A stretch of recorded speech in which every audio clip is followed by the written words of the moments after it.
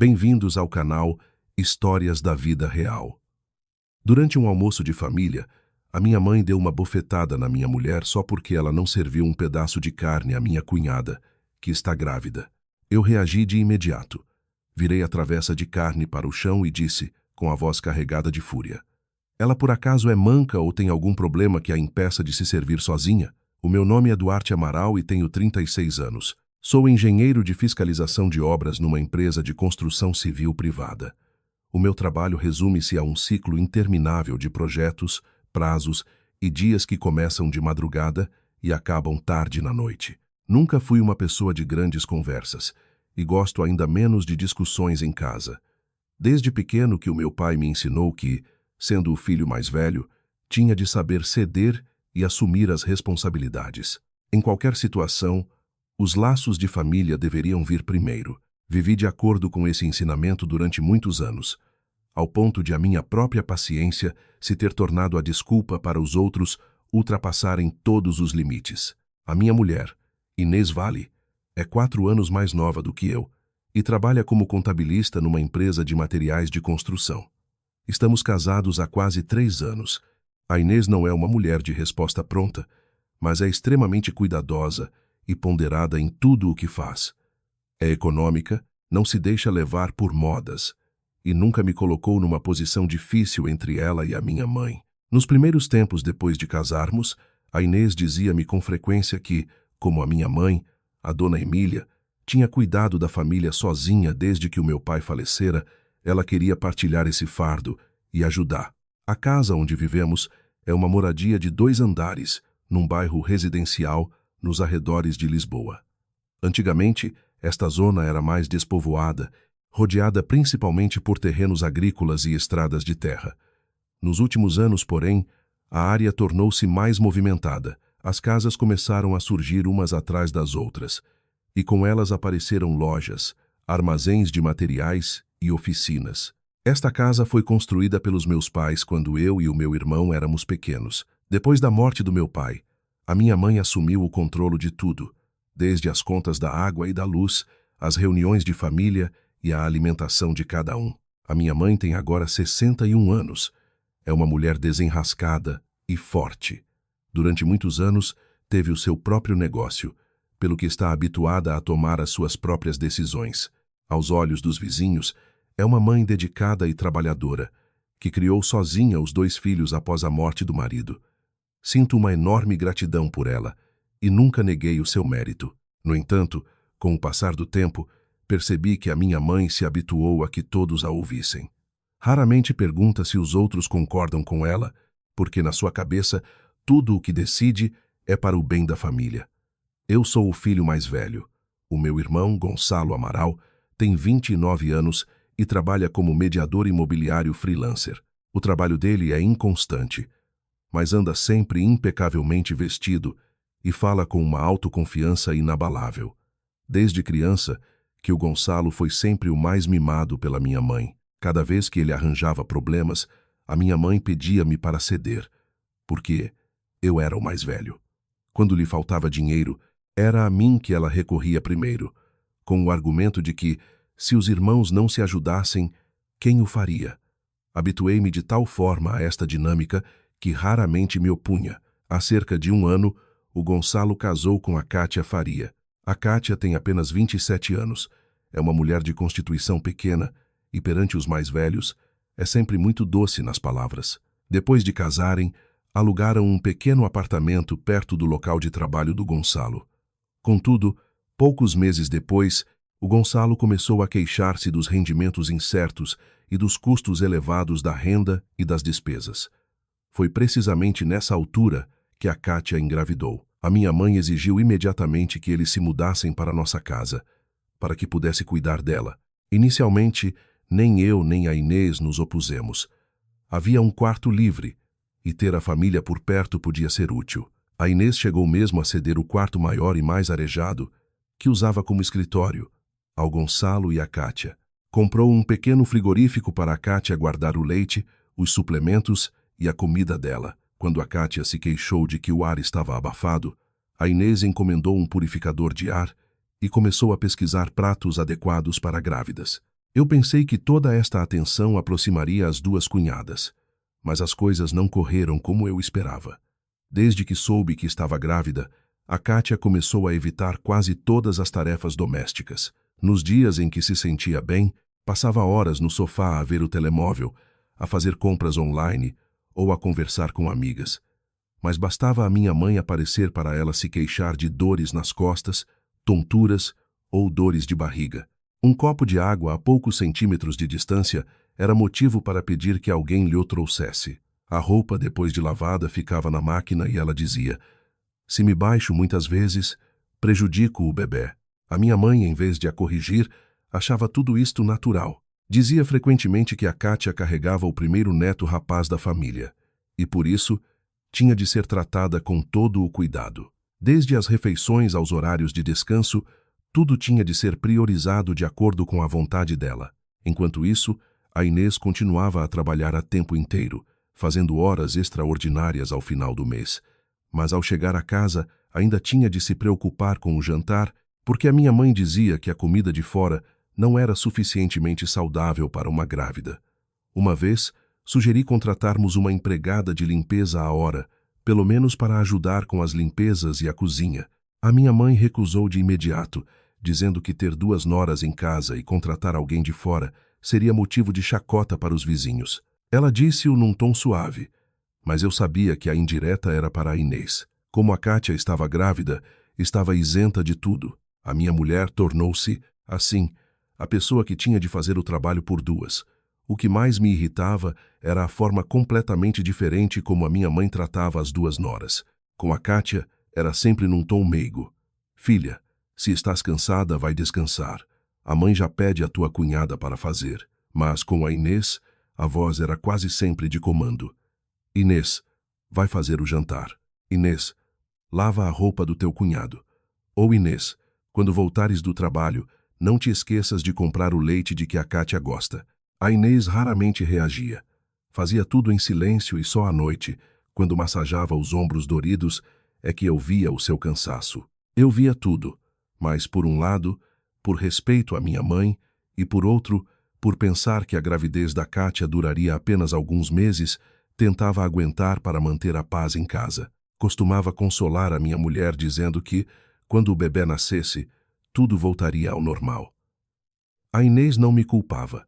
Apenas dizia baixinho: "Eu ajudo no que posso, mas tenho medo que as pessoas se habituem a ser servidas e passem a ver isso como uma obrigação minha." Na altura, achei que a minha mulher estava a ser pessimista. Não sabia que, por trás das queixas de cansaço, do favoritismo excessivo e da forma como a minha mãe empurrava todas as responsabilidades para a Inês, estava a formar-se uma enorme fenda. E ninguém de nós suspeitava que aquele conflito, que parecia girar apenas em torno de refeições e de uma gravidez, iria explodir no meio de um almoço de família, trazendo à tona segredos que quase destruíram a minha família. Cerca de 2 meses depois de o Gonçalo e a Kátia se mudarem para nossa casa, a Kátia entrou no 6º mês de gravidez. A sua barriga já era proeminente e caminhava mais devagar, mas a sua saúde, no geral, parecia estável. Naquela manhã, o Gonçalo levou a mulher a uma consulta de rotina. Perto da hora do almoço, regressaram com um ar radiante. Mal entrou pela porta, o Gonçalo anunciou em voz alta que o médico previa que o bebê seria um rapaz. A minha mãe, que estava a arranjar legumes no alpendre, largou tudo imediatamente, com os olhos a brilhar de alegria. Puxou a Kátia para uma cadeira, perguntando o que o médico tinha dito e acariciando suavemente a sua barriga. Menos de 10 minutos depois, já estava ao telefone com alguns familiares próximos, a anunciar que no fim de semana faria um pequeno almoço para celebrar a chegada iminente do neto. A forma como ela pronunciava as palavras "o meu primeiro neto rapaz" deixava-me um pouco desconfortável. Eu não me opunha à sua alegria, mas sendo nós apenas 2 irmãos, qualquer filho nosso seria seu neto. A sua insistência na questão da linhagem fazia-me sentir que aquela criança, ainda por nascer, já estava a ser colocada num pedestal, obrigando todos os outros a girar à sua volta. Olhei para a Inês. Ela estava perto da porta da cozinha, com os sacos das compras que acabara de trazer nas mãos. A sua expressão era neutra, mas percebi que as suas mãos hesitaram por um instante. Durante o último ano, tínhamos consultado vários médicos porque não conseguíamos ter filhos. O diagnóstico era que não havia problemas graves, apenas precisávamos de reduzir o estresse e ser pacientes. No entanto, era uma tristeza silenciosa que carregávamos. A minha mãe sabia disso perfeitamente, mas, no seu excesso de alegria, ou talvez por não se importar com os sentimentos da nora mais velha, continuou a dizer, à frente de todos, que finalmente a família teria quem levasse o apelido adiante. Depois, virou-se para a Inês e disse-lhe que tinha de cuidar muito bem da Kátia, porque aquela gravidez era preciosa e não podia haver descuidos. A Inês apenas acenou com a cabeça, sem dizer uma palavra. Naquela noite, a minha mãe anunciou que no fim de semana iria convidar a minha tia-avó Beatriz, 2 tias e alguns outros familiares do lado paterno para almoçar. Queria uma mesa farta, mas recusava-se a encomendar comida de fora, por achar que a dos restaurantes era cara e pouco higiênica. Todos sabiam que a preparação da refeição recairia, mais uma vez, sobre os ombros da Inês. Antes do dia do almoço, a Inês perguntou a Kátia o que lhe apetecia comer para poder preparar algo a seu gosto. A Kátia, recostada na cadeira, pensou um pouco e enumerou vários pratos, desde carne de porco estufada a frango assado e canja de galinha. Ainda acrescentou que não devia ter muito alho, que a carne tinha de ser macia, mas sem muita gordura, e que o caldo da canja tinha de ser límpido porque ultimamente andava muito enjoada. A Inês anotou cada pedido no telemóvel, sem mostrar qualquer sinal de irritação. Disse que era normal as grávidas mudarem de gostos e que não havia problema em ter um pouco mais de cuidado. Olhei para a minha mulher a fazer a lista de compras, sentindo um misto de pena e culpa. Ela trabalhava a semana toda, ainda tinha de fechar as contas ao fim do mês e, mesmo assim, ao chegar a casa, tinha de pensar nas refeições dos outros. Na manhã do almoço, a Inês levantou-se às 5 da manhã. Quando acordei, ela já estava na cozinha a lavar a carne, a cozer os ovos para o estufado e a separar os ingredientes em caixas. O som da faca na tábua de corte ecoava na cozinha, ainda mergulhada na penumbra matinal. A Inês era rápida, mas organizada. Tudo o que precisava de ser marinado com antecedência estava preparado. O que só devia ser cozinhado na hora estava devidamente anotado. Naquele dia, a empresa da Inês teve uma auditoria inesperada.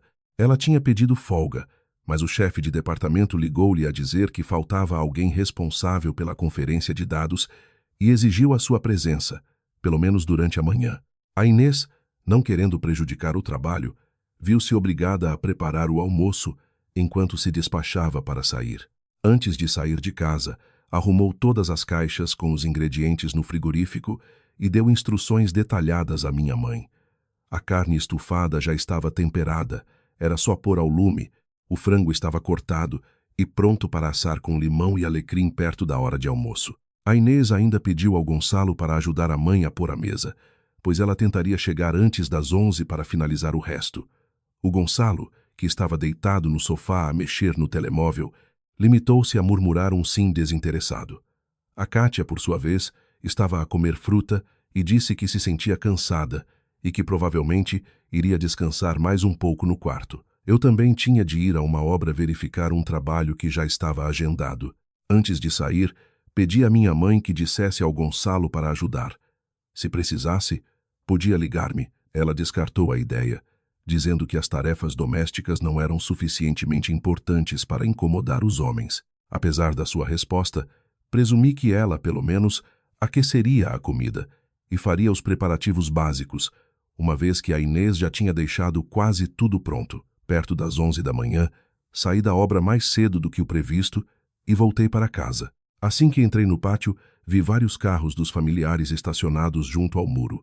As vozes na sala de estar indicavam que a casa estava cheia e animada, mas a cozinha estava estranhamente silenciosa. Fui verificar e encontrei as caixas com os ingredientes que a Inês preparara de manhã ainda intactas no frigorífico. O tacho da carne não tinha sido posto ao lume. O frango continuava cru na sua caixa e a louça por pôr. O Gonçalo estava na sala, a contar histórias de negócios a um tio. A Kátia, recostada numa cadeira com a mão na barriga, Tinha à sua frente um prato de fruta quase vazio.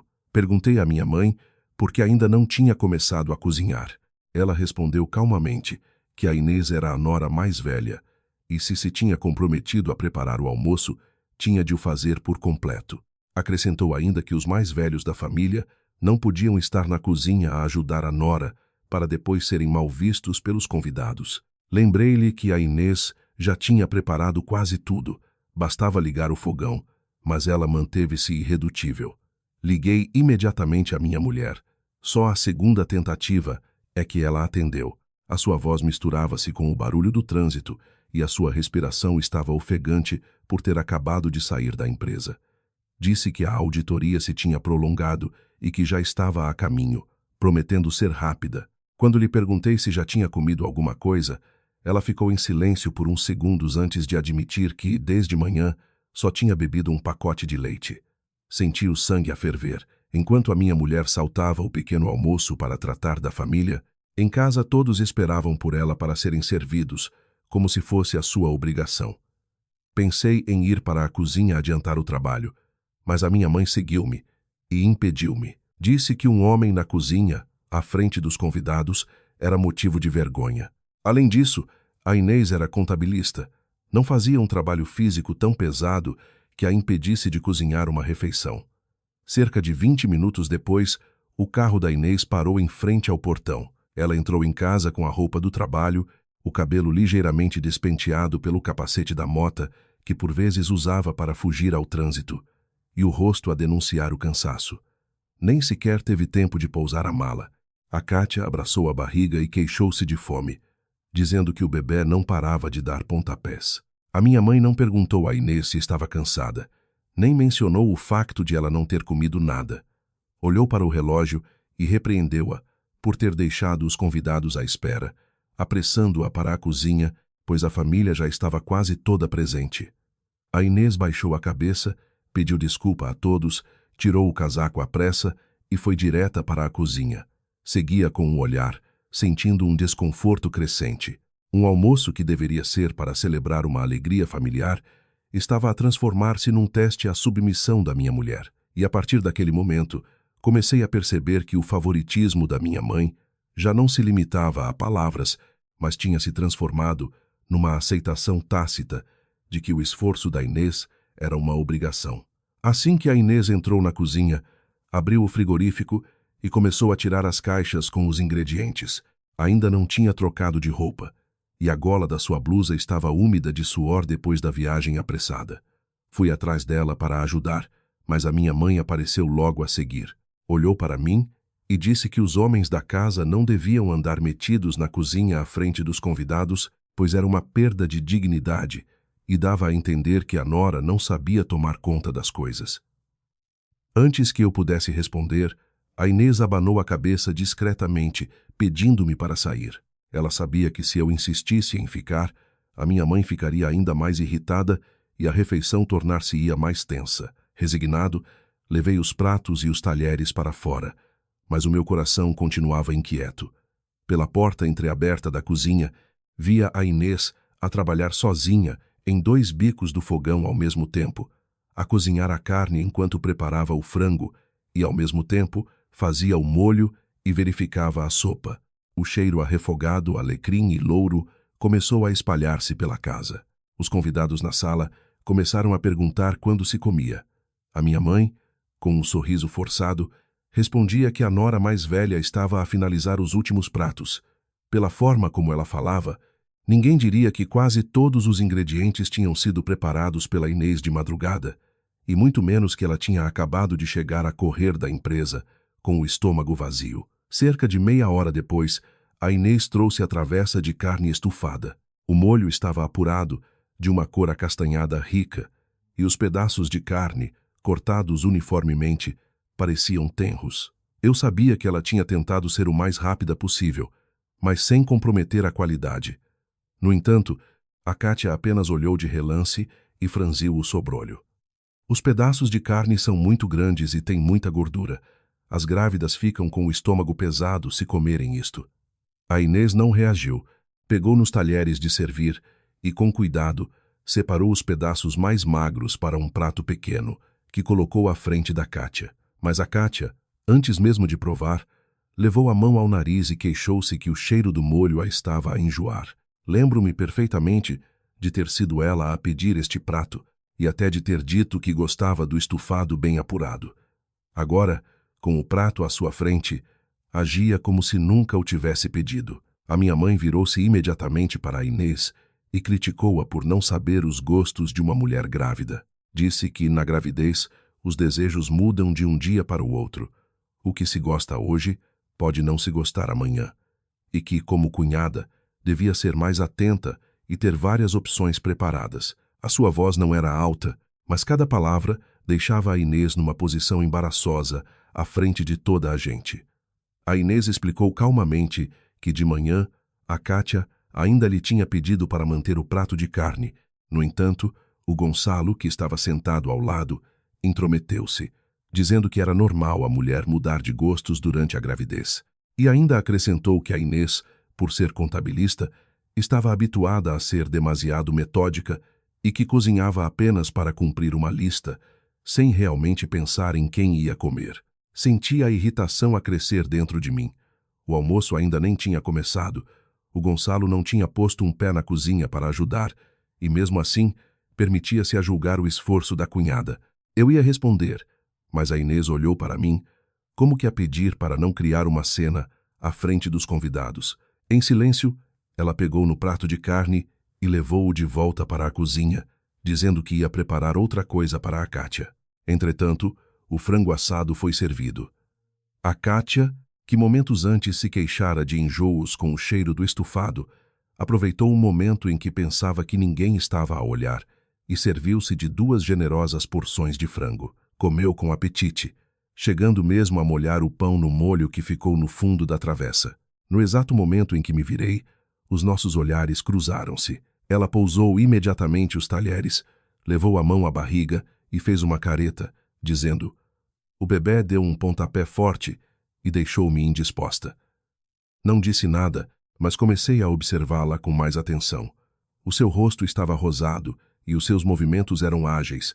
Não parecia de todo uma pessoa demasiado cansada para fazer o que quer que fosse. Lembrei-me das inúmeras vezes em que ela se queixava de tonturas quando a minha mãe estava por perto, mas quando ficava sozinha com o Gonçalo na sala, as gargalhadas e o som do telemóvel prolongavam-se por horas. Na cozinha, a Inês rapidamente partiu ovos, passou-os por um coador e pô-los a cozer em banho-maria. Por causa de uma simples queixa da Kátia, teve de preparar um prato novo enquanto os outros ainda não estavam finalizados. Eu observava o relógio, constatando que a minha mulher já estava em casa há quase 1 hora e ainda não se tinha sentado para descansar 1 minuto. A minha tia-avó Beatriz, que entretanto chegara, estava sentada numa cadeira de madeira perto da mesa.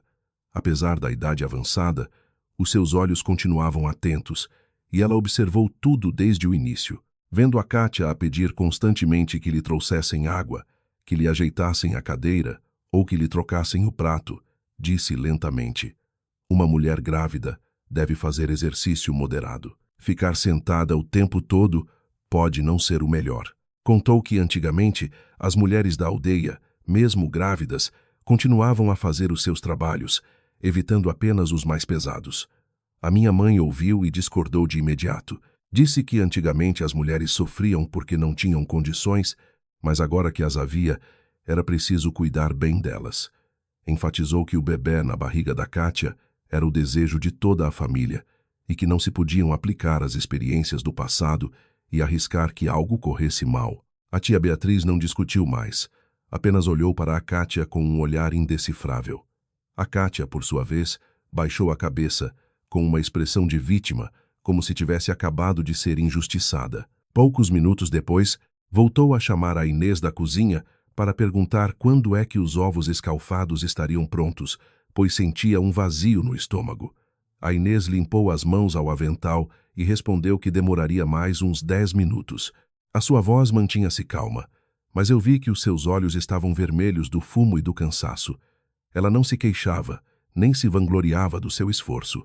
E era precisamente esse silêncio que tornava mais fácil para todos considerarem o seu trabalho como algo garantido. Desci e dei-lhe um copo de água, dizendo-lhe para beber enquanto eu vigiava a cozinha por uns minutos. A minha mãe preparava-se para dizer algo, mas desta vez eu não me virei.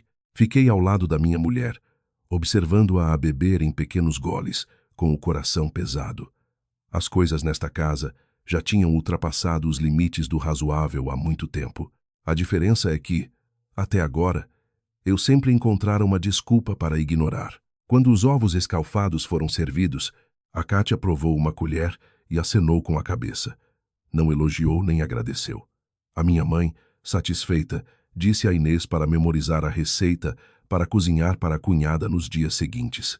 Aquela frase fez-me perceber que, para a minha mãe, mimar a Kátia tornara-se uma regra, e o esforço da Inês era apenas uma tarefa inerente à sua condição. Os convidados já estavam quase todos sentados, e a comida ia sendo colocada na mesa. Aparentemente, tudo voltava ao normal, mas eu sabia que as críticas, as exigências absurdas e o favoritismo que tinham ocorrido desde o início do dia se tinham acumulado, criando uma tensão latente. Bastava mais um pequeno empurrão para que aquele almoço, organizado para celebrar uma boa notícia, se transformasse no palco de todas as injustiças que a minha mulher tinha suportado em silêncio. Quando os últimos pratos foram colocados na mesa, todos começaram a sentar-se. A minha mãe, proativamente, arranjou um lugar para a Kátia no canto mais protegido, de costas para a parede, com os pratos mais fáceis de comer à sua frente. A Inês foi colocada na ponta da mesa, o lugar mais conveniente para se levantar e ir buscar mais talheres, guardanapos ou comida sempre que fosse preciso. À primeira vista, esta disposição parecia lógica, mas, na realidade, definia desde o início que a Inês não iria desfrutar de uma refeição completa como os outros. Sentei-me em frente à minha mulher, observando-a. Mal ela pousou o prato de arroz na mesa, a minha mãe chamou-a para ir buscar um copo de água morna para a Kátia.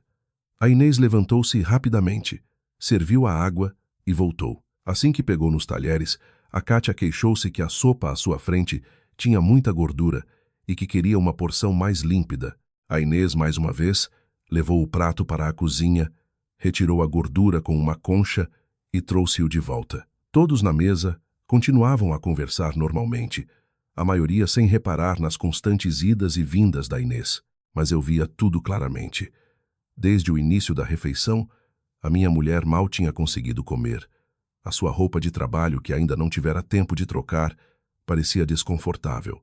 O suor na sua nuca ainda não secara e já andava atarefada à volta da mesa. Quando a Kátia pediu um guardanapo, levantei-me para o ir buscar.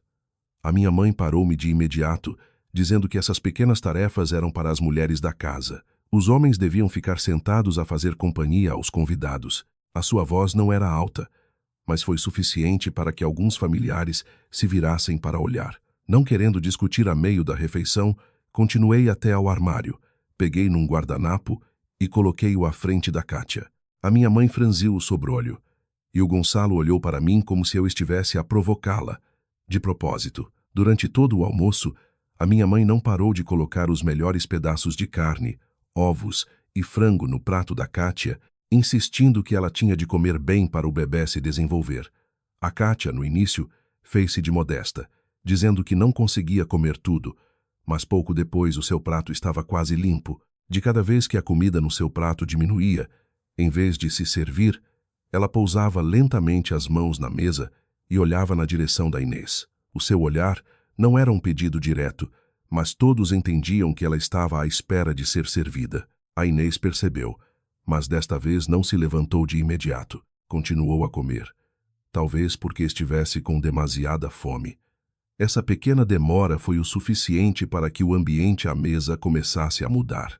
Uma tia, sentada perto da Kátia, sorriu e perguntou, em tom de brincadeira, por que é que ela não se servia, com a travessa de carne mesmo à sua frente. A pergunta era inocente, mas o Gonçalo defendeu logo a mulher, dizendo que a Kátia estava grávida, que não se devia baixar muito e que essas pequenas tarefas deviam ser cuidadas pela cunhada. Olhei para a distância entre a mão da Kátia e a travessa.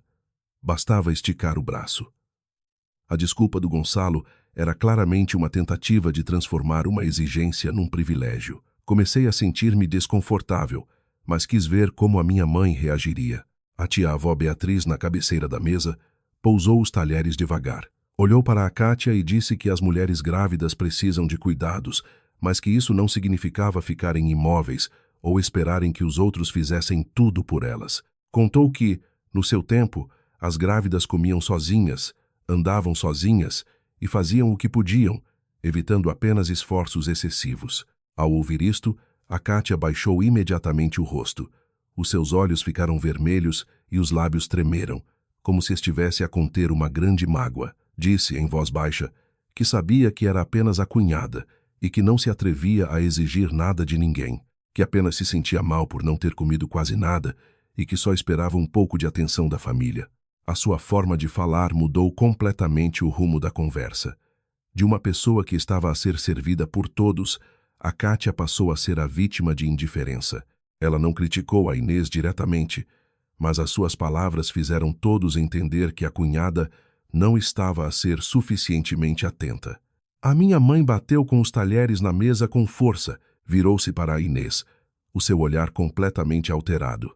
Disse que a Kátia estava cansada desde manhã, que carregava o herdeiro da família e que mesmo assim a Inês conseguia ficar sentada a comer a sua comida, sem se preocupar com a cunhada. Depois, voltou a tocar no assunto de nós ainda não termos filhos, sugerindo que talvez por nunca ter estado grávida, a Inês não compreendia as necessidades de quem está. Vi a mão da Inês, que segurava os talheres, parar a meio do ar. Ela não levantou a cabeça de imediato. Ficou em silêncio por uns segundos, como se tentasse conter as emoções. Aquele era o nosso assunto mais privado e sensível, mas a minha mãe usou-o no meio de uma refeição cheia de gente como argumento para rebaixar a minha mulher. A Inês disse, calmamente, que não tinha ignorado a Kátia, que tinha preparado toda a comida desde manhã, que mal chegara da empresa fora para a cozinha e que durante a refeição se levantara inúmeras vezes, que só queria comer um pouco porque não tinha nada no estômago o dia todo. A sua voz era educada, sem qualquer sinal de agressividade. No entanto, a Kátia levou a mão aos olhos para limpar uma lágrima e disse que não precisava que ninguém a servisse por obrigação, e que se a sua presença incomodava a cunhada, a partir de agora tratar-se-ia de si mesma, mesmo que estivesse cansada. Estas palavras fizeram o Gonçalo cerrar o rosto, e a minha mãe ficou ainda mais convencida de que a Inês estava a magoar a Kátia de propósito. O ambiente na mesa adensou-se. Os familiares, que antes conversavam, ficaram em silêncio. Ninguém queria meter-se nos assuntos da família. A tia-avó Beatriz suspirou, olhando de um para o outro, mas não disse mais nada. Eu senti a raiva a crescer no meu peito, percebi que a minha mulher tinha sido colocada numa posição extremamente injusta. Se continuasse a aguentar, todos a veriam como a culpada. Mas se respondesse, a Kátia e o Gonçalo fariam dela a pessoa que discute com uma mulher grávida. A refeição já não era uma celebração, mas uma clara demarcação de posições. A Kátia era protegida a todo o custo, enquanto a Inês tinha de servir e ficar em silêncio. A minha mãe virou-se completamente para a minha mulher, com a voz a gelar. Perguntou diretamente por que é que, com a comida no prato da Kátia a acabar, a Inês não se lembrava de lhe servir mais. A pergunta parecia trivial, mas pelo olhar e pela atitude da minha mãe, eu percebi que ela estava a preparar-se para a transformar numa acusação. A Inês pousou o prato e olhou para a minha mãe. No seu rosto, já não havia apenas cansaço, mas a dor acumulada de quem foi magoado durante demasiado tempo. Eu também pousei os meus talheres, sentindo que bastava mais uma palavra para que aquele almoço terminasse da pior maneira. A Kátia pousou o prato na mesa, com as mãos entrelaçadas sobre a barriga, olhou para a travessa de carne e disse em voz baixa que lhe apetecia mais um pedaço, mas que tinha receio que pensassem que era uma grávida gulosa. A frase, aparentemente modesta, foi dita enquanto olhava diretamente para a Inês, claramente à espera que ela se levantasse e a servisse. A minha mãe virou-se de imediato para a Inês e perguntou, com uma voz gélida, por que é que, estando tão perto, não servia à cunhada? A Inês, tentando manter a calma, explicou que a travessa estava mesmo em frente à Kátia e que bastava estender o braço. Disse também que já se tinha levantado demasiadas vezes e que só queria comer um pouco para aliviar o cansaço. Esta explicação, perfeitamente razoável, enfureceu a minha mãe.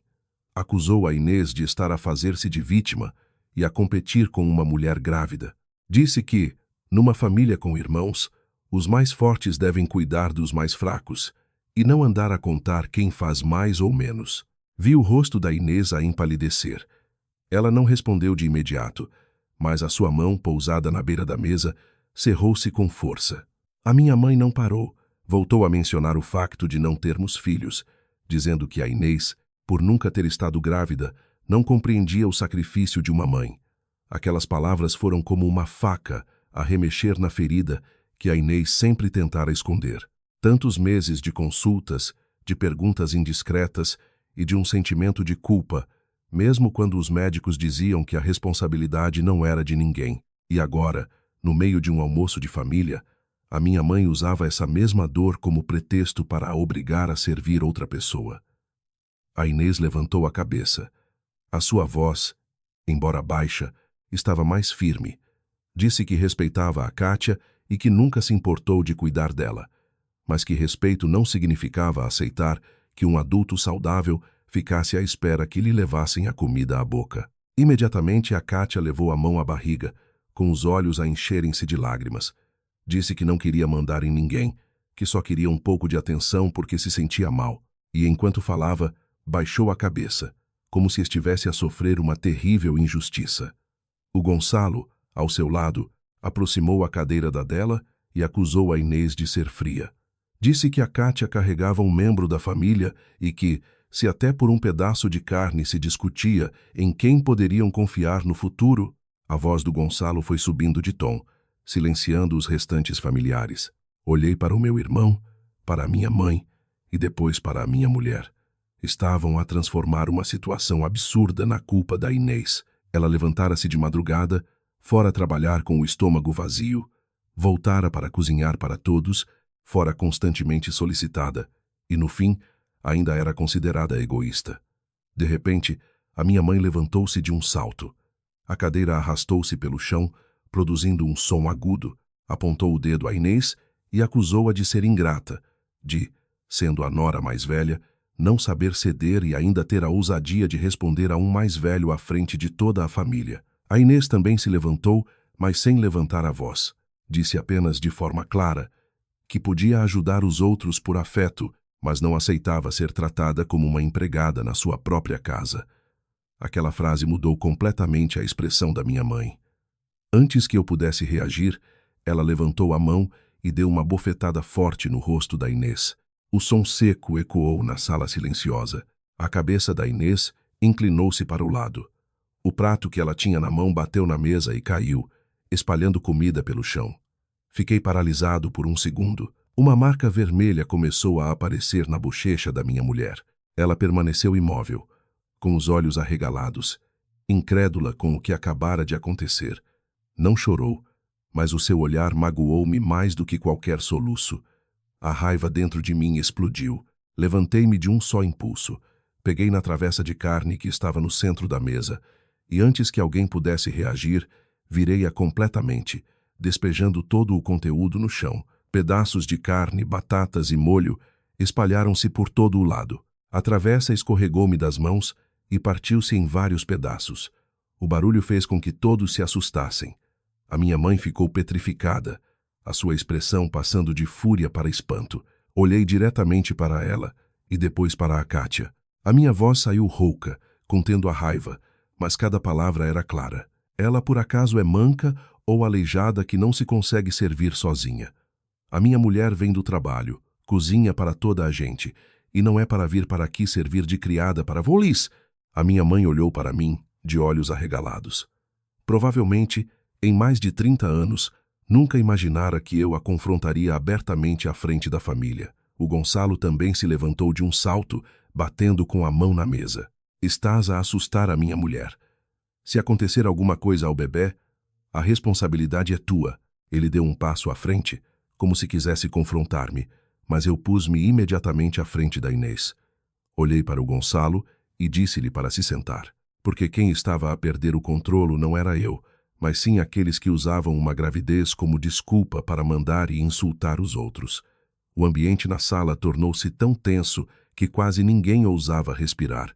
A Kátia continuava com a mão na barriga, mas desta vez eu já não acreditava na sua representação. Olhava da minha mãe para o Gonçalo, como se esperasse que eles continuassem a defendê-la. Virei-me para a minha mãe e disse-lhe claramente que aquela bofetada tinha ultrapassado todos os limites. Se ela não pedisse desculpa a Inês, ali mesmo, à frente de toda a gente, eu e a minha mulher sairíamos de casa naquele mesmo dia. Já não falava como um filho a pedir compreensão, mas como um marido obrigado a proteger a sua mulher. A minha mãe tremia de raiva, mas recusava-se a pedir desculpa. Disse que eu era um filho ingrato, que estava a destruir a família por causa de uma coisa tão pequena. Respondi que a coisa pequena não era o pedaço de carne, mas sim o facto de ela valorizar mais os caprichos de uns do que a dignidade de outros. Nesse momento, a tia-avó Beatriz apoiou-se na mesa para se levantar, olhou longamente para a Kátia e disse que já a tinha visto várias vezes a andar, a pegar em coisas e a fazer as suas tarefas normalmente quando a minha mãe não estava em casa. Acrescentou que uma mulher grávida precisa de cuidados, mas que ninguém tem o direito de usar uma criança por nascer para transformar os outros em servos. A Kátia reagiu de imediato, dizendo que a tia estava a fazer confusão. O Gonçalo também interveio, dizendo que a tia, com a idade, já confundia as coisas. Mas a tia Beatriz não discutiu. Olhou diretamente para os dois e, lentamente, mencionou uma chamada telefônica que ouvira por acaso. Disse que ouvira o Gonçalo a dizer a Kátia que ela tinha de encontrar uma maneira de eu assinar uns papéis antes que a barriga dela crescesse mais, senão as coisas complicar-se-iam. Mal ela terminou a frase, o rosto do Gonçalo ficou pálido. A Kátia, que estava com a mão na barriga, soltou-a instintivamente, o pânico a brilhar nos seus olhos antes que o pudesse esconder. Virei-me para o meu irmão. Naquele momento, a raiva pela bofetada ainda estava presente, mas um novo sentimento de inquietação apoderou-se de mim. Comecei a perceber que o que se passara à mesa talvez não fosse apenas favoritismo ou um mau hábito. Por trás das provocações da Kátia a Inês, parecia haver um objetivo oculto que os dois estavam a tentar esconder. A frase da tia Beatriz mergulhou a sala num silêncio profundo. O Gonçalo, de pé ao lado da mesa, passou de um rosto vermelho de raiva para uma máscara de tensão. A Kátia também parou de se queixar da barriga, os seus olhos movendo-se rapidamente em direção ao marido, como se procurasse uma deixa sobre como reagir.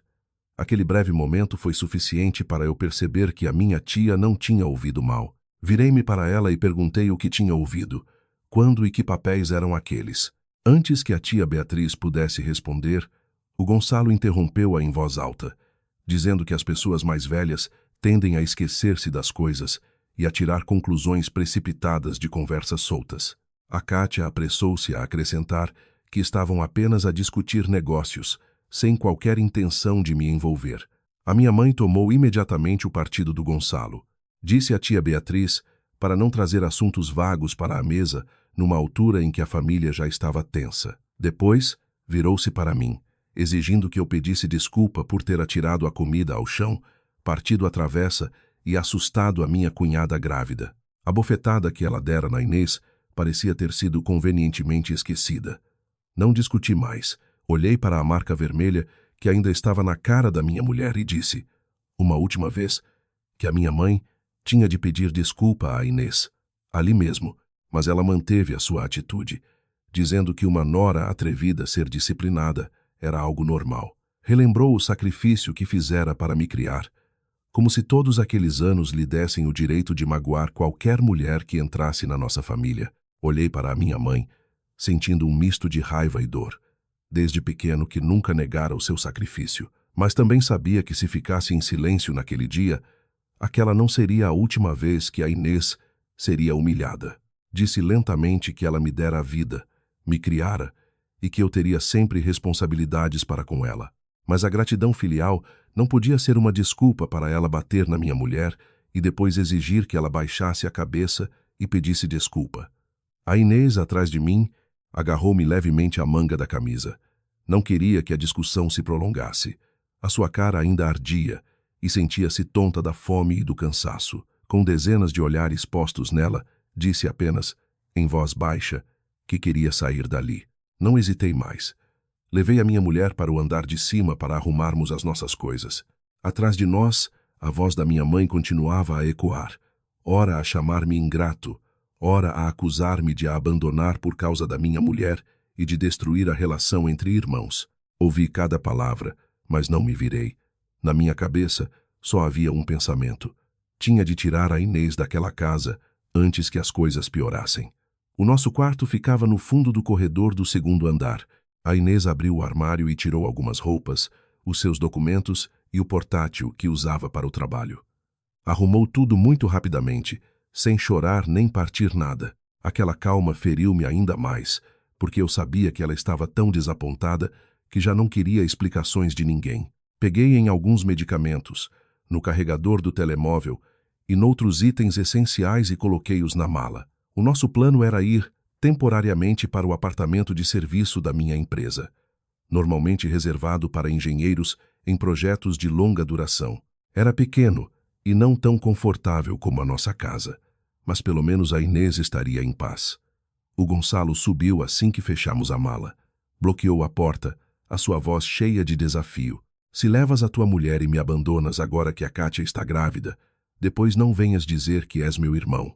Acusou-me ainda de estar a fazer uma cena para forçar a minha mãe e ele a cederem. Afastei a mão dele do umbral da porta. Disse-lhe que quem estava a destruir a família não era quem saía depois de ser humilhado, mas sim quem usava a família e uma gravidez como desculpa para pisar nos outros. O Gonçalo quis continuar a discutir, mas ao ver a minha determinação, apenas cerrou os dentes e afastou-se. Assim que saímos do quarto com a mala, ouvimos a Kátia a gritar nas escadas. Ela estava de cócoras num degrau, a abraçar a barriga, com o rosto contorcido de dor. A minha mãe correu para ela, em pânico, e enquanto a amparava, virou-se para nós, acusando-nos de a termos posto naquele estado. O Gonçalo também desceu a correr, gritando que se acontecesse alguma coisa ao filho dele, a culpa seria inteiramente nossa. A casa mergulhou novamente no caos. Alguns familiares começaram a aconselhar-me a ficar, dizendo que, independentemente de quem tinha razão, a segurança do bebê devia vir primeiro. A Inês olhou atentamente para a Kátia.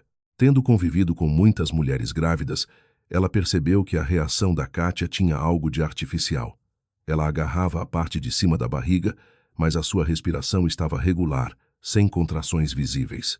A Inês sugeriu que chamássemos uma ambulância imediatamente para a levar ao hospital. Ao ouvir a palavra hospital, a Kátia acenou imediatamente com a mão, dizendo que talvez fosse apenas o estresse e que a barriga estava um pouco dura, que se descansasse um pouco ficaria bem.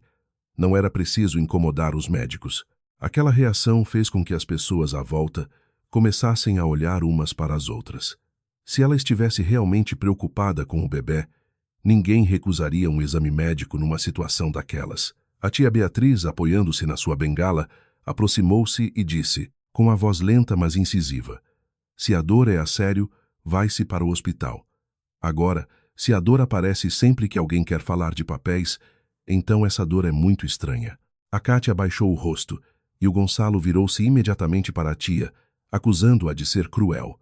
Aproveitei a oportunidade para voltar a perguntar à minha tia sobre a chamada.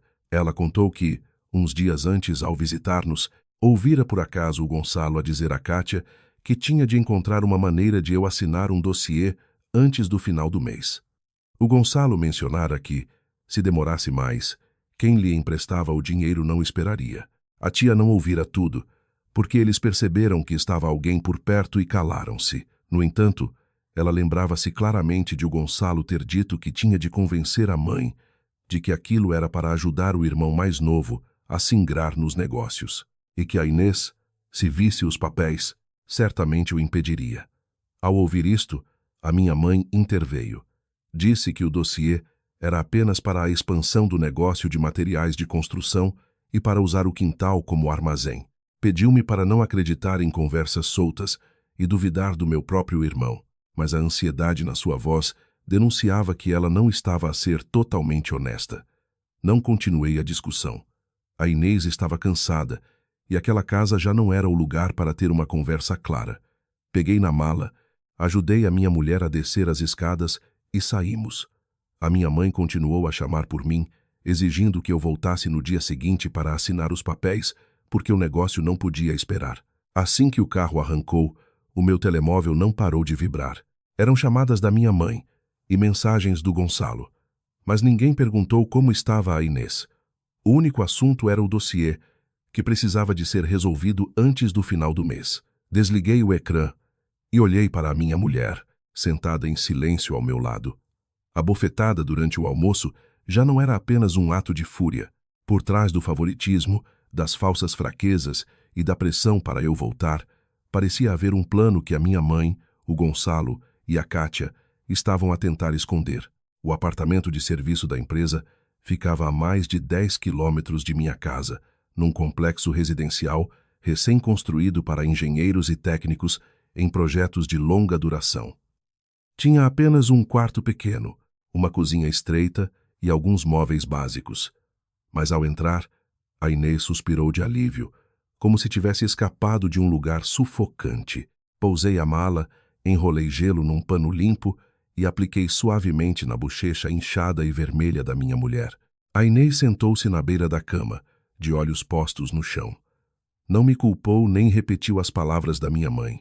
O seu silêncio incomodava-me mais do que qualquer acusação. Durante todo este tempo, eu vi a minha mulher ser maltratada e sobrecarregada, mas sempre me consolei com a ideia de que, se aguentássemos um pouco mais, as coisas melhorariam.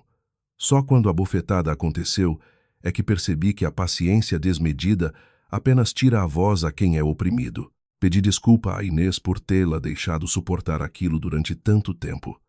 Ela abanou a cabeça e disse que o que a preocupava agora já não era a bofetada.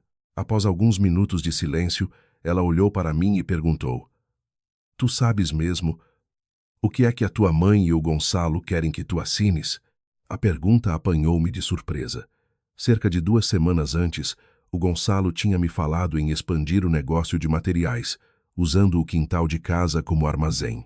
Disse que só precisava da minha assinatura a confirmar o consentimento para usar essa área, por eu ser o filho mais velho e o responsável pela gestão da propriedade na ausência do meu pai. Como estava ocupado com as obras, disse-lhe que veria o assunto no fim de semana, mas nunca cheguei a ver os papéis. A Inês pediu-me para ver todas as mensagens que o Gonçalo me tinha enviado. Demorei um pouco, mas encontrei uma série de mensagens do mês anterior. Entre fotos de modelos de armazéns e orçamentos de telhados, havia várias mensagens em que o Gonçalo se gabava de ter encontrado um parceiro para financiar o projeto. A maior parte do conteúdo era vago, apenas enfatizava que, se eu demorasse a assinar, perderíamos a oportunidade. No meio delas, havia uma foto desfocada de um dossiê. Talvez o Gonçalo a tenha enviado por engano e apagado logo a seguir, mas o meu telemóvel guardou uma pré-visualização. A Inês ampliou a imagem, observando atentamente as letras minúsculas na última página. Apontou para uma secção com o título Garantia de cumprimento de obrigações de pagamento. Logo abaixo estava o meu nome completo, número do cartão de cidadão e morada, tudo correto. Senti um arrepio na espinha. O Gonçalo nunca me tinha falado em ser fiador. Apenas mencionara o consentimento para usar o quintal. Eram duas coisas completamente diferentes. Consentir o uso de um terreno era um acordo familiar. Ser fiador significava que eu teria de assumir a dívida se o devedor não pagasse. A Inês continuou a examinar a foto. O valor do empréstimo estava cortado, mas ainda se via a menção a um prazo de 18 meses e os últimos algarismos do montante. Pela formatação, ela deduziu que o empréstimo não seria pequeno. Liguei imediatamente ao Gonçalo, mas a chamada foi para a caixa de correio. Tentei uma segunda vez e o telemóvel estava desligado. Menos de 5 minutos depois, recebi uma mensagem da minha mãe. Dizia que era apenas uma formalidade para o Gonçalo obter capital para o negócio e que eu não devia desconfiar do meu irmão e criar mais confusão. A mensagem confirmava que a minha mãe sabia que o dossiê não era tão simples como ela dissera ao almoço. A Inês abriu o computador, ampliou a imagem e ajustou a luminosidade. Depois de alguns instantes, o valor na secção do limite de crédito tornou-se mais nítido. 100 mil euros. Fiquei a olhar para o ecrã, quase sem conseguir pensar. Não era uma quantia que eu pudesse comprometer-me a pagar de ânimo leve, e muito menos algo que assinaria só porque a minha mãe me pedia para ajudar o meu irmão. A minha mulher, com a sua experiência em contabilidade, explicou-me cada ponto. Se o Gonçalo falhasse o pagamento, o credor teria o direito de exigir que o fiador cumprisse a obrigação. O dossiê também mencionava as receitas futuras do negócio de materiais e o valor do estoque, o que significava que o negócio da minha mãe também poderia ser arrastado para o problema se o empréstimo corresse mal. Mais alarmante ainda, no rascunho do documento havia uma imagem da minha assinatura na secção de confirmação de informações. A assinatura era idêntica à que eu usava em documentos de trabalho. Não me lembrava de ter assinado qualquer documento relacionado com este empréstimo. Depois de pensar um pouco, lembrei-me que, 2 meses antes, a minha mãe me tinha pedido o cartão de cidadão para, supostamente, tratar de uma atualização de dados do agregado familiar. Ficou com o cartão quase uma semana. Na altura, não fiz perguntas porque confiava nela. Se, durante esse tempo, ela ou o Gonçalo fizeram uma fotocópia, tinham toda a informação necessária para preparar o dossiê. A Inês olhou para mim com a voz séria. Não penses que isto é apenas o Gonçalo a precisar de dinheiro.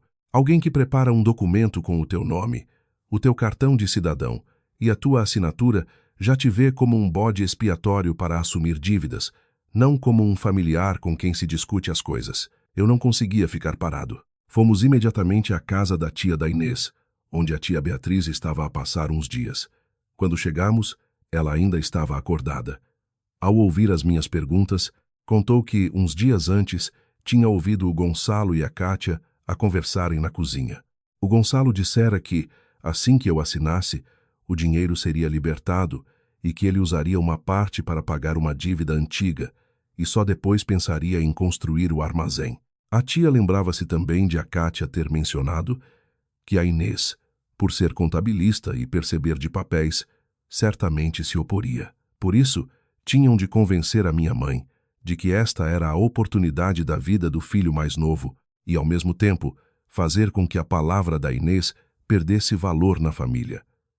As provocações da Kátia durante os últimos tempos começaram a fazer sentido. Antes de sairmos, a tia Beatriz tirou de uma gaveta um envelope amachucado. Disse que o encontrara debaixo do sofá depois de uma visita do Gonçalo à minha mãe.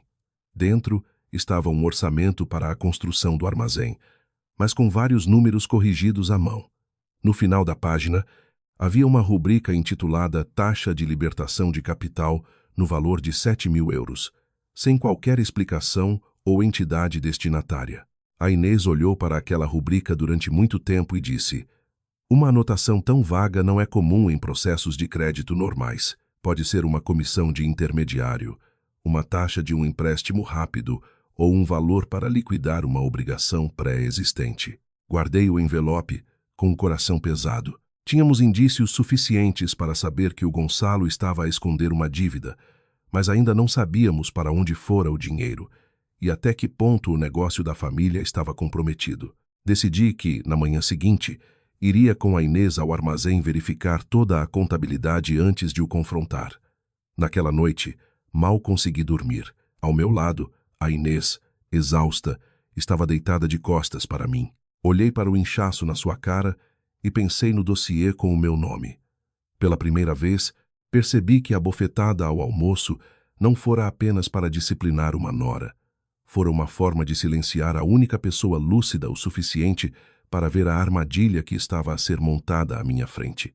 Na manhã seguinte, eu e a Inês saímos muito cedo do apartamento de serviço. O armazém de materiais de construção da família ficava perto de casa. Antigamente, era o meu pai que o geria. Depois da sua morte, a minha mãe ficou como empresária em nome individual e eu continuava a ajudar na verificação do estoque, da maquinaria e dos contratos maiores.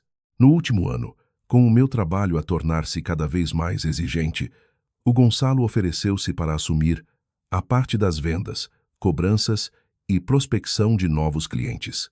Na altura, disse que queria modernizar o negócio, usando as redes sociais para publicidade e para contactar empreiteiros locais. A minha mãe confiou plenamente nele, achando que o Gonçalo era mais perspicaz para os negócios do que eu. Eu também pensei que dar-lhe responsabilidades o ajudaria a amadurecer. Mal sabia eu que esse período tinha criado um buraco enorme. Chegamos ao armazém quando os funcionários estavam a abrir. Como não avisamos, todos ficaram surpreendidos. A chefe de armazém, a senhora Helena, que trabalhava para a nossa família há quase 10 anos, ficou visivelmente tensa ao ver a Inês. Bastaram algumas perguntas para eu perceber que ela tinha algo para dizer, mas estava hesitante. Pedi um inventário rápido do cimento, do aço de construção e dos equipamentos sanitários. O resultado inicial gelou-me. Comparado com os dados do software, quase 1/3 do material tinha desaparecido. Só o aço e o cimento em falta valiam centenas de milhares de euros.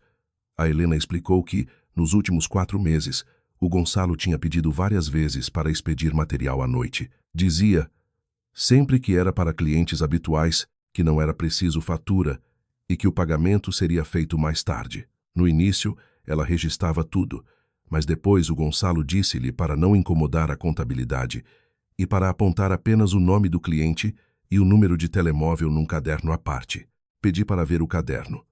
As páginas estavam cheias de nomes, moradas vagas e números de telemóvel, sem qualquer contrato associado. O valor total do material expedido, mas não cobrado, ultrapassava os 50 mil euros. Algumas dívidas tinham mais de 3 meses, sem qualquer nota de crédito. A Inês sentou-se imediatamente ao computador e começou a verificar o software de vendas. Comparou os dados com o caderno de expedições e descobriu que muitos recibos tinham sido apagados depois de emitidos. Outros tinham sido recriados com valores significativamente mais baixos do que o valor real do material. Desta forma, no sistema, as receitas pareciam razoáveis, mas o dinheiro que entrava era muito menor. A Inês ligou para 2 clientes da lista. Ambos confirmaram que já tinham pago há muito tempo. Quando lhes perguntou para que conta tinham transferido o dinheiro, enviaram-lhe uma imagem do comprovativo. O destinatário não era a conta da empresa da minha mãe, mas sim uma conta em nome de Kátia Faria. Olhei para aquele nome, sentindo um misto de raiva e desilusão. O dinheiro das vendas ir diretamente para a conta pessoal da minha cunhada não podia ser um lapso. Provava que o Gonçalo e a Kátia tinham desviado o fluxo de dinheiro da contabilidade oficial para que ninguém o pudesse controlar. A antiga contabilista da empresa, a Ana, só então ganhou coragem para falar. Disse que se tinha oposto várias vezes, mas que o Gonçalo a tinha silenciado aos gritos. Uma vez, chegou a bater na mesa, dizendo-lhe que ela era apenas uma empregada e não tinha o direito de se meter nos assuntos da família. Quando a Ana tentou alertar a minha mãe, ela aconselhou-a a não ser tão rígida, pois o Gonçalo era da família e não faria nada para prejudicar o negócio. A Inês continuou a verificar os arquivos e encontrou 3 contratos de fornecimento de material com o selo da empresa. Segundo os contratos, a empresa da minha mãe forneceria material para 3 obras de construção civil de grande valor. Mas quando verifiquei as moradas, os 3 locais ou não existiam ou eram apenas terrenos baldios. Eram contratos falsos, criados para inflacionar as receitas. O Gonçalo usara o selo da empresa para criar um dossiê que desse a impressão de que o negócio estava a crescer, aumentando assim as suas chances de obter um empréstimo. O perigo era que, se um credor se baseasse nestes contratos para libertar o dinheiro, toda a empresa poderia ser arrastada para um litígio. Nesse preciso momento, o telefone do escritório tocou. Era um fornecedor de longa data, a informar que uma dívida de 25 mil euros estava vencida. Já tinham avisado o Gonçalo várias vezes, mas só receberam promessas. Se não pagassem nos próximos 3 dias, suspenderiam todas as entregas e avançariam com os procedimentos legais de cobrança. Chamei imediatamente a minha mãe ao armazém. Ao ver os números e os comprovativos de transferência para a conta da Kátia, ficou visivelmente abalada, mas ainda tentou defender o Gonçalo. Disse que, nos negócios, é preciso fazer circular o capital, e que não importava por que conta o dinheiro passava, desde que servisse para o bem da família. A Inês colocou a folha de cálculo à sua frente, explicando claramente que o dinheiro saíra da empresa, mas não havia qualquer registro do seu regresso. Mostrou-lhe ainda que parte do dinheiro tinha sido transferido para a conta de uma empresa de mediação completamente desconhecida. A minha mãe nem sequer olhou para tudo. Arrancou os papéis da mão da Inês, acusando-a de estar a remexer no passado para se vingar do que acontecera ao almoço. Eu não consegui mais ficar em silêncio. Pedi aos funcionários para mudarem imediatamente a palavra passe do software. Bloqueei o acesso do Gonçalo e suspendi todas as transações sem a minha assinatura. Pedi também ao banco para monitorizar de perto a conta da empresa, para evitar transferências anormais. A minha mãe opôs-se de imediato. Lembrou-me que a empresa estava em seu nome e que eu não tinha o direito de interferir. E que se eu continuasse a dificultar a vida ao meu irmão, ela entregaria todo o negócio ao Gonçalo e não precisaria mais da minha ajuda. A discussão não chegou a lado nenhum, pois uma carrinha parou em frente ao armazém. 2 homens saíram, trazendo um dossiê e uma atitude pouco amigável.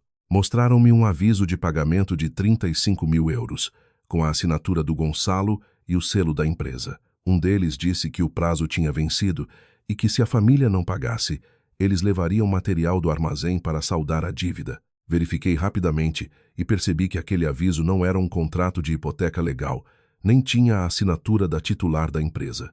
Pedi-lhes que se retirassem e resolvessem o assunto diretamente com o Gonçalo. O homem mais velho riu-se. Disse que não lhes interessava os problemas da minha família. O dinheiro fora para o meu irmão, e agora tinha de ser pago. Antes de sair, avisou que voltariam dali a 3 dias. Só então é que o rosto da minha mãe ficou verdadeiramente pálido. Sentou-se numa cadeira de plástico, agarrando a beira da mesa com força, mas ainda murmurando que o Gonçalo certamente encontraria uma solução. Olhei para o armazém desfalcado, para os contratos falsos e para as dívidas a acumularem-se. Percebi que o problema ia muito além de um simples pedido de fiança. Se não agisse de imediato, o negócio que o meu pai construíra ao longo de mais de 20 anos poderia perder os seus fornecedores, ser processado e falir em questão de semanas. E o Gonçalo, a pessoa que devia estar ali para dar explicações, continuava de telemóvel desligado e desaparecido. Depois de os 2 homens saírem do armazém, a Inês não quis discutir mais com a minha mãe. Sentou-se ao computador, reabriu todo o histórico de transações e começou a seguir o rastro da conta da empresa de mediação que recebera o dinheiro da Kátia. O nome aparecia várias vezes, recebendo dezenas de milhares de euros de cada vez, mas sem qualquer fatura ou contrato de venda de material associado. A empresa tinha sido fundada há menos de 1 ano. A morada registrada era uma casa alugada noutro bairro. A sua área de atividade era vasta, desde consultoria de investimentos e mediação imobiliária à organização de eventos. O capital social era baixo e tinha poucos funcionários, mas nas redes sociais promovia agressivamente vários loteamentos com promessas muito aliciantes. A Inês abriu cada publicação, cada vídeo. Em muitos deles, o Gonçalo aparecia de fato em frente a mapas de ordenamento do território, falando como um especialista. Apresentava um terreno junto a uma estrada intermunicipal, garantindo que as infraestruturas estavam quase concluídas, que era possível destacar lotes individuais e que bastava dar um sinal para o preço aumentar em poucos meses. Olhei atentamente para as imagens e notei algo estranho. Eu conhecia aquele terreno de uma vistoria que fizera. Continuava a ser um terreno rústico. À volta, só havia um pequeno caminho de alcatrão, sem saneamento básico nem eletricidade, ao contrário do que o Gonçalo anunciava. As imagens de estradas pavimentadas e modelos de casas nos vídeos eram muito provavelmente de outros locais, montadas para dar a sensação de que o projeto era real. Continuamos a verificar as publicações antigas. O Gonçalo não usava a palavra venda, mas sim programa de reserva, investimento antecipado ou acesso a vagas prioritárias.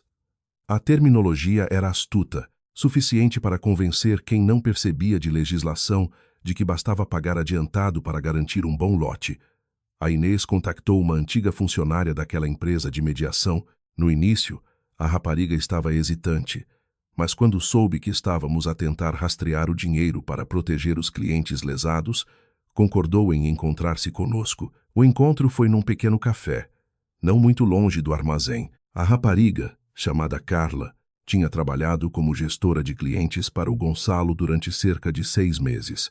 Contou que, no início, também acreditara que o projeto era real, porque o Gonçalo mostrava constantemente plantas, comprovativos de sinal, e dizia ter contactos com os responsáveis pelo terreno.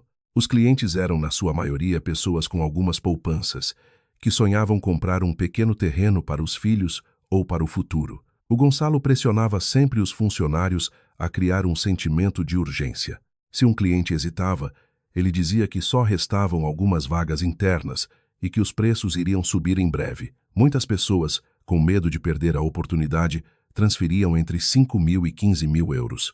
A Carla começou a desconfiar quando alguns clientes pediram para ver os documentos originais e o Gonçalo adiava constantemente.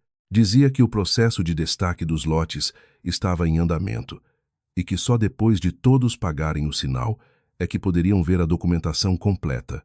Entretanto, o dinheiro dos clientes não entrava na conta da empresa, mas sim, na sua maioria, na conta da Kátia. O mais assustador era que o Gonçalo usava o dinheiro dos novos clientes para reembolsar os que exigiam o dinheiro de volta. No início, este esquema dava a aparência de normalidade. Um cliente que pressionasse mais recebia uma parte para se calar. Os novos clientes, vendo que outros recebiam o dinheiro de volta, ganhavam confiança e investiam. Mas com o tempo, o buraco foi aumentando. Quando o mercado abrandou e o número de novos clientes diminuiu, o Gonçalo deixou de ter liquidez para cobrir as dívidas antigas. Foi nessa altura que começou a procurar um empréstimo avultado e a tentar usar o negócio de materiais da família como garantia. A Carla mostrou-nos uma gravação de uma reunião de equipa que guardara. A voz do Gonçalo era inconfundível.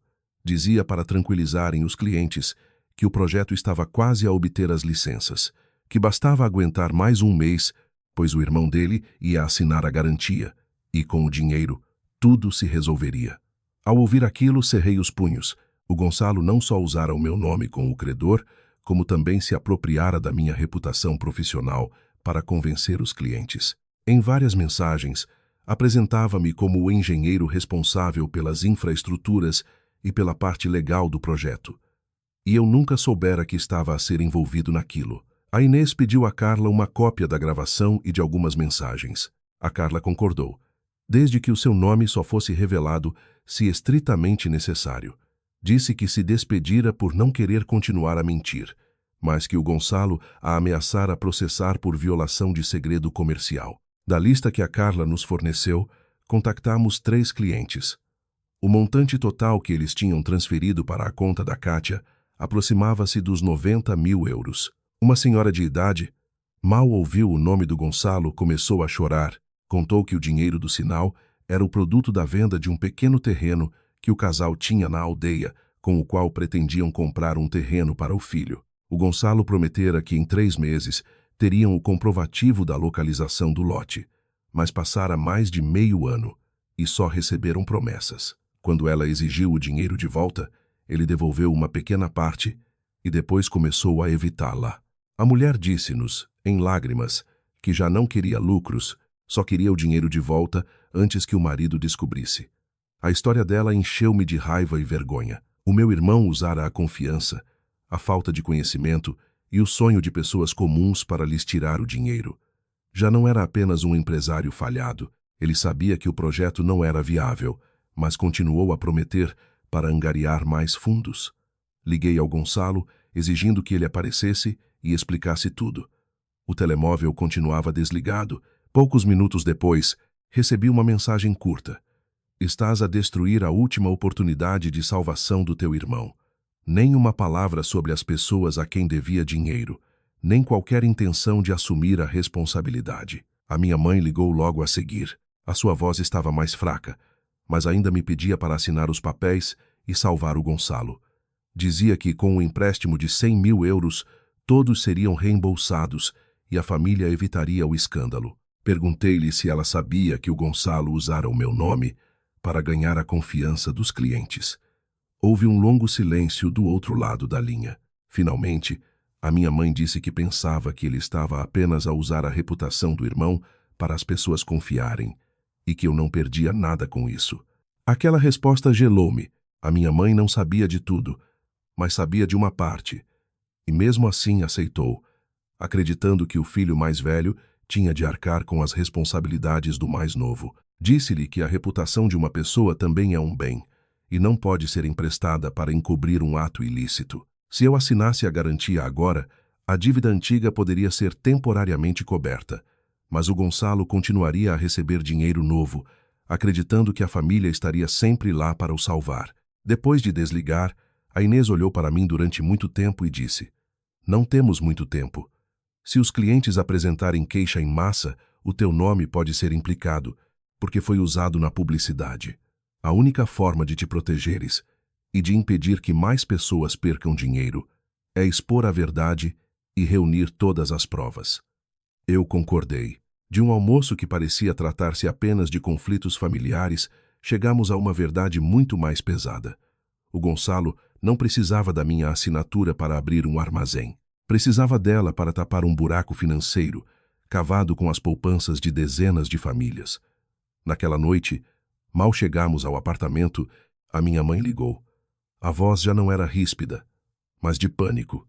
Disse que a Kátia estava com dores de barriga e muito instável, que o médico recomendara evitar emoções fortes e que queria que fôssemos à casa para resolvermos as coisas a bem. Enfatizou que era um assunto de família e que, quanto mais tempo passasse, mais difícil seria de resolver. A Inês ouviu e não disse nada de imediato. Olhou para mim e disse, lentamente, que era muito provável que estivessem a usar o estado da Kátia para me pressionar a assinar os papéis.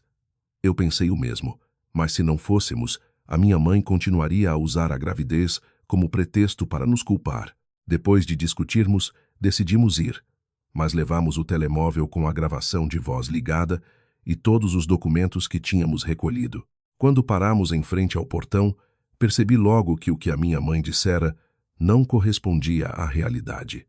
A casa estava iluminada, sem qualquer sinal de pânico ou de preparativos para ir ao hospital.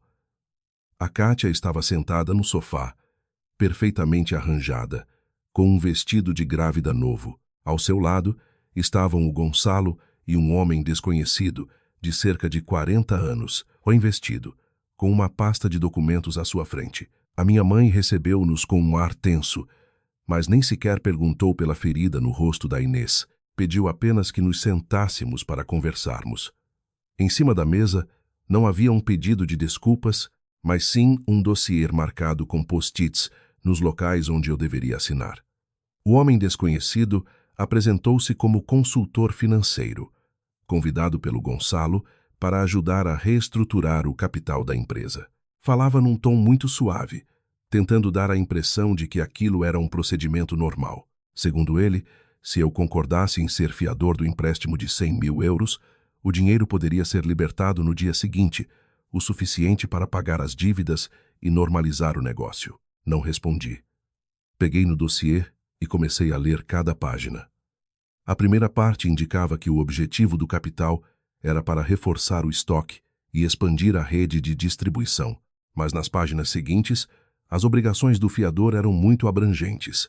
Se o Gonçalo não pagasse a tempo, eu seria responsável pelo pagamento integral do capital e dos juros. As receitas futuras da empresa e o valor do estoque também estavam incluídos no compromisso. A Inês, ao meu lado, leu atentamente e perguntou ao consultor para que conta o dinheiro seria transferido, quem seria o gestor direto e por que é que o dossiê não incluía um orçamento detalhado para a construção do armazém. O homem respondeu vagamente que isso era segredo comercial e que todas as despesas seriam justificadas após a libertação do dinheiro. A Inês continuou e perguntou sobre o terreno para o qual o Gonçalo estava a receber dinheiro de reserva. A sala ficou em silêncio. O Gonçalo virou-se para a minha mulher com a expressão a mudar. A Kátia parou de acariciar a barriga, as suas mãos rígidas sobre os joelhos. A Inês tirou da sua mala as cópias das transações, das publicidades e do rastro do dinheiro, colocou-as em cima da mesa e disse claramente que este empréstimo não era para abrir um armazém. O verdadeiro objetivo era devolver o dinheiro dos sinais aos clientes que tinham transferido para a conta da Kátia antes que eles apresentassem queixa em massa. O consultor financeiro fechou imediatamente a sua pasta. dizendo que só fora informado sobre o plano de financiamento e que desconhecia as outras atividades do Gonçalo. A sua atitude mostrava que nem ele queria ser arrastado para a história agora que a verdade começava a vir à tona. O Gonçalo já não podia negar. Admitiu que lhe faltava dinheiro, mas continuou a insistir que o projeto não era uma farsa. Segundo ele, com mais alguns meses, o terreno estaria licenciado e os clientes poderiam receber o dinheiro de volta ou trocar por outro lote. Acusou-me de ser demasiado rígido, de só ver os riscos e não a oportunidade de negócio. Eu disse-lhe que o que ele estava a fazer não era negócio, era tapar um buraco com outro. Se continuasse a endividar-se, os 100 mil euros poderiam ajudar alguns. Mas em troca, a empresa e a família seriam arrastadas para uma obrigação muito maior. E se o projeto continuasse a não avançar, todos perderiam. A minha mãe começou a chorar. Disse que o Gonçalo errara por querer enriquecer depressa, mas que não era uma má pessoa. Depois, levantou-se, foi até a porta da frente, trancou-a e guardou a chave no bolso. Declarou que ninguém sairia enquanto eu não assinasse. A sua atitude deixou a Inês chocada e a mim gelado. A minha mãe, a chorar, dizia que só tinha 2 filhos. Se o Gonçalo fosse preso, a família não teria mais cara para viver. Suplicou-me que o ajudasse uma última vez como retribuição por tudo o que ela fizera por mim. Respondi que quem poderia perder tudo não era só eu, mas também as famílias que tinham entregue o seu dinheiro ao Gonçalo, pessoas que venderam terrenos, que pediram empréstimos, que usaram as suas poupanças de uma vida. Se eu assinasse para encobrir a verdade, também me tornaria cúmplice. Nesse momento, a Kátia perdeu a sua compostura. Virou-se para a Inês e disse friamente: "Como nunca tiveste filhos, tens inveja de quem está grávida e estás a tentar destruir o pai do meu filho." As palavras fizeram a expressão da Inês mudar, mas ela manteve a calma. Olhou diretamente para a Kátia e disse: "A gravidez não te torna inocente. E uma criança não pode ser um escudo para os pais roubarem o dinheiro dos outros." Mal a frase foi dita, a Kátia atirou-se para a frente, tentando arrancar o telemóvel que estava em frente a Inês, sabendo que a conversa estava a ser gravada. As duas envolveram-se numa breve luta. Quando me levantei, a Kátia escorregou e caiu sentada na cadeira atrás de si. Desta vez, o seu rosto ficou verdadeiramente pálido. Agarrou a barriga, a respiração ofegante, a queixar-se de dores. O Gonçalo correu para ela, em pânico. A minha mãe virou-se para me bater, mas eu segurei-lhe o pulso com força. Não discuti mais. Chamei imediatamente uma ambulância. Do meu bolso, tirei a chave suplente que a tia Beatriz me dera discretamente antes de sairmos e abri a porta para que os paramédicos pudessem entrar. No hospital, o médico confirmou que a Kátia tivera uma contração uterina devido ao estresse, mas que o feto, para já, estava seguro. Precisava de ficar em observação e evitar qualquer tipo de agitação. Paguei as despesas iniciais, não por aceitar a responsabilidade pelo que o Gonçalo fizera, mas porque a criança não tinha culpa. Enquanto o Gonçalo tratava da papelada da admissão, um grupo de clientes apareceu de repente no hospital. Provavelmente, depois de se contactarem, descobriram a morada da empresa de mediação e seguiram o rastro. O corredor rapidamente se tornou um caos. Pessoas a exigir dinheiro, a mostrar recibos, a filmar tudo com os telemóveis. Um homem mais velho agarrou o Gonçalo pelos colarinhos, gritando que a sua mulher fora hospitalizada por causa do dinheiro da reforma que ele retivera durante meses. O Gonçalo tentava soltar-se, prometendo que pagaria, mas já ninguém acreditava. Encurralado, ele perdeu o controle e gritou que o dinheiro já não existia. Depois, apontou para mim e disse uma frase que fez com que todos se virassem: "Se querem o dinheiro, peçam-no ao meu irmão.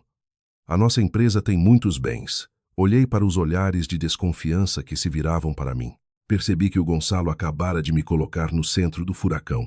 Dei um passo à frente e disse claramente que nunca participara no projeto, que não assinara qualquer garantia e que forneceria todas as provas necessárias para esclarecer a situação. O Gonçalo olhou para mim com um ódio profundo. A minha mãe desabou numa cadeira no corredor.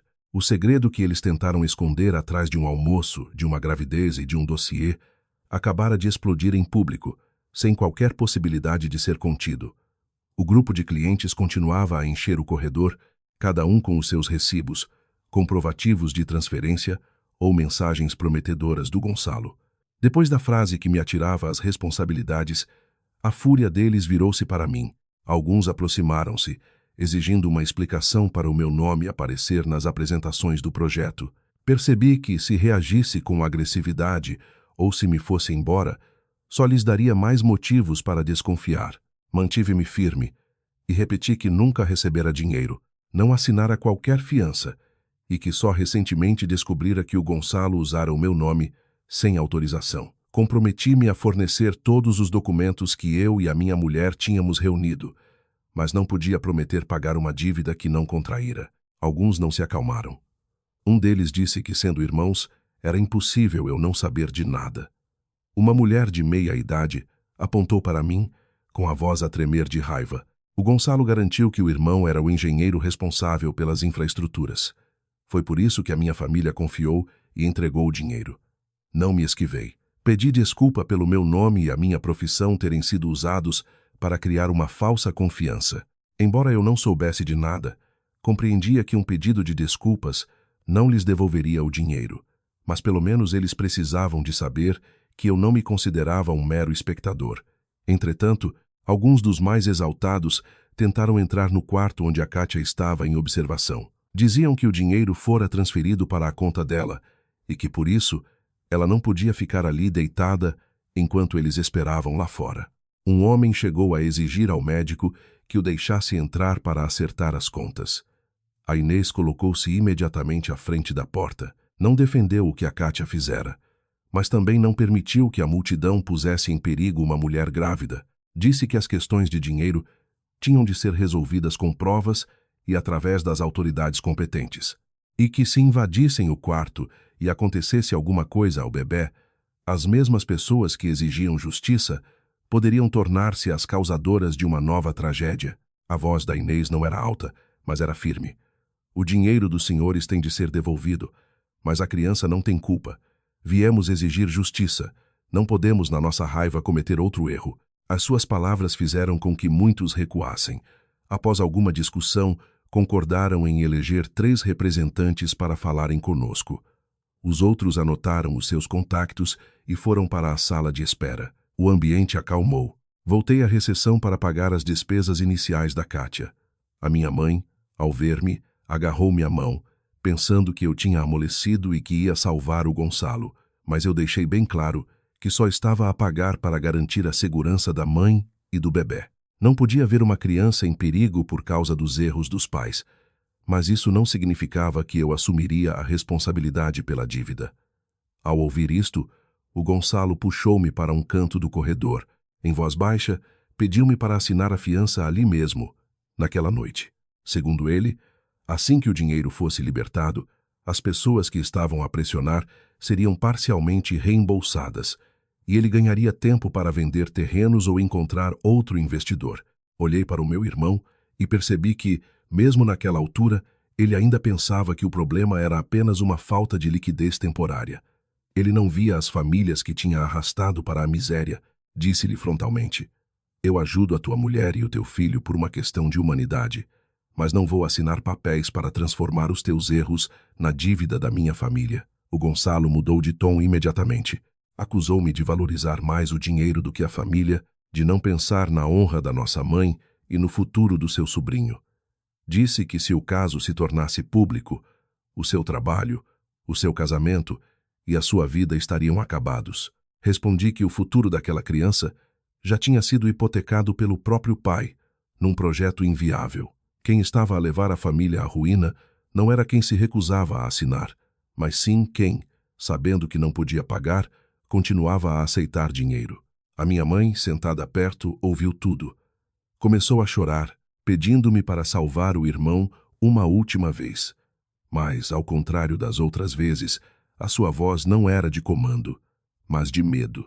E mesmo assim, a sua maior preocupação era que o Gonçalo fosse preso, não as pessoas que tinham perdido o seu dinheiro. A Inês, proativamente, convidou os 3 representantes dos clientes para se sentarem, deu-lhes um endereço de e-mail e pediu-lhes que enviassem todos os contratos, recibos e históricos de transferências.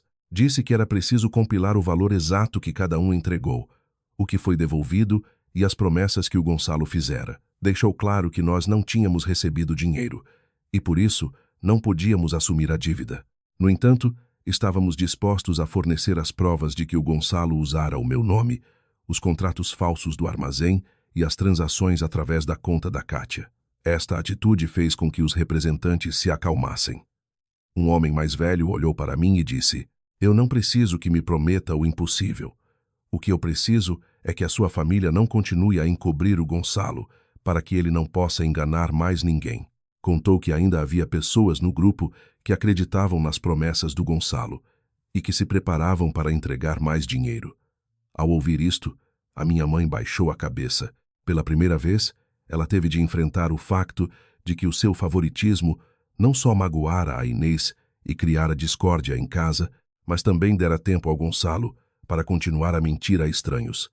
Exigi que o Gonçalo me entregasse o telemóvel, a lista de clientes e todo o dossiê do projeto para conferência imediata. Se ele quisesse mesmo resolver a situação, era o primeiro passo, mas ele disse que os dados não estavam no telemóvel, que estavam todos guardados no escritório da empresa de mediação, e deu a desculpa de que, com a Kátia no hospital, não se lembrava das palavras passe das contas. A sua resposta evasiva fez-me perceber que ele ainda não estava a ser honesto.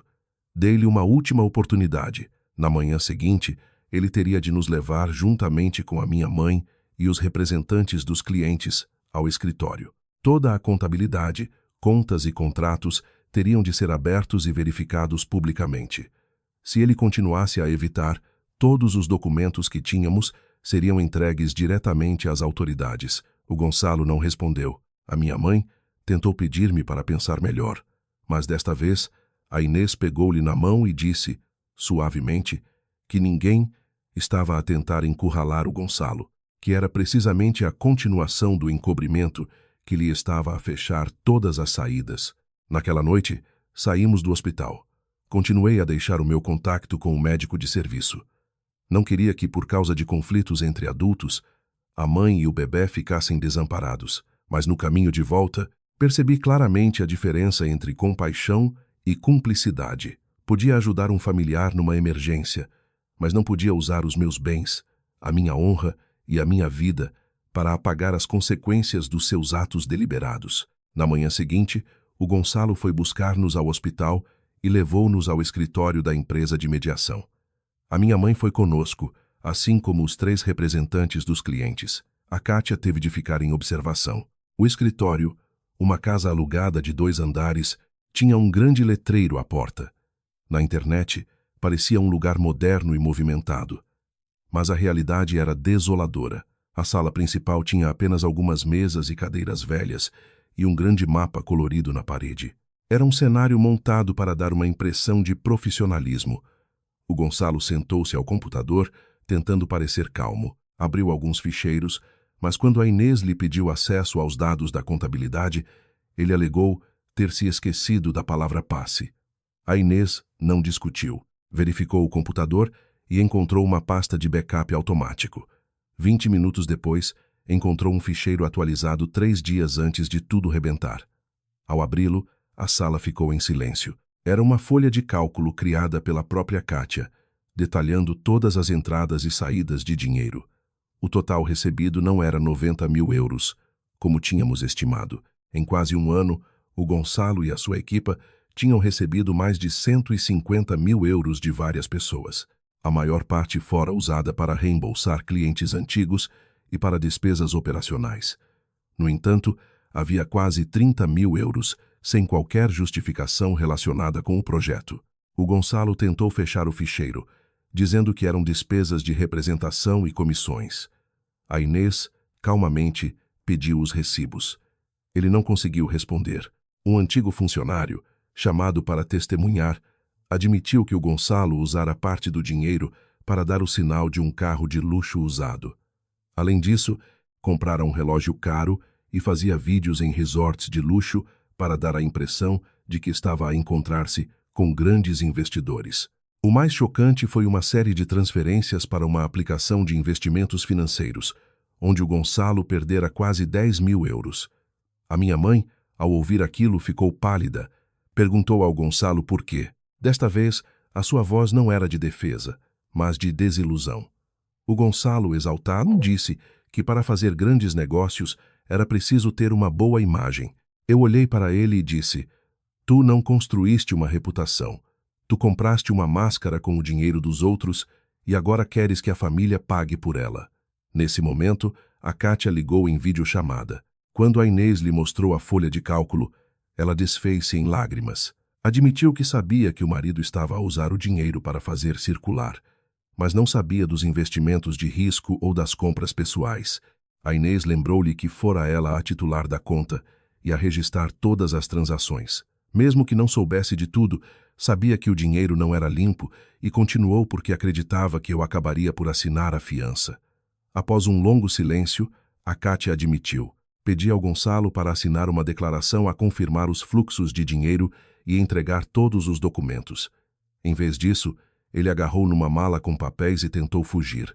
Tropeçou nas escadas e caiu, espalhando dezenas de recibos e contratos pelo chão. Os clientes que esperavam lá fora reconheceram imediatamente os seus nomes nos papéis. Ninguém lhe bateu.